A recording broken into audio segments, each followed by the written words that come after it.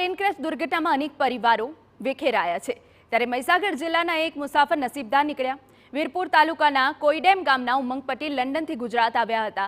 તેમના પિતાની સારવાર ચાલી રહી હોવાથી તેઓ મહીસાગરમાં રોકાયા હતા।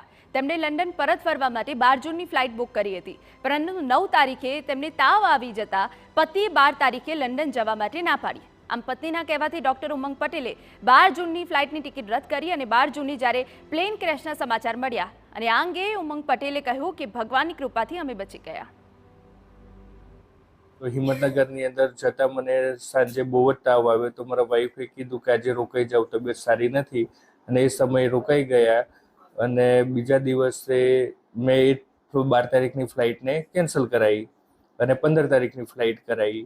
અને 12 તારીખે જે અમે ન્યૂઝ સાંભળ્યા તો એકદમ અચંબો થઈ ગયો કે બહુ દુઃખ થયું કે આ દુર્ઘટના ઘટી અને જાતે મને લાગ્યું કે માતાજીએ આપણી રક્ષા કરી છે અને બચાવી લીધા। તો કુદરતી સંકેત થયા અને ત્યાં એક તાવ આવી ગયો અને મને પણ ચોથા દિવસે એટેક આવેલો, તો મેં પણ કહેલું કે 12 તારીખ નહીં 13મી તારીખ ટિકિટ લે તો સારું, મારે કેથેટર કાઢવાનું છે રોડવાળા।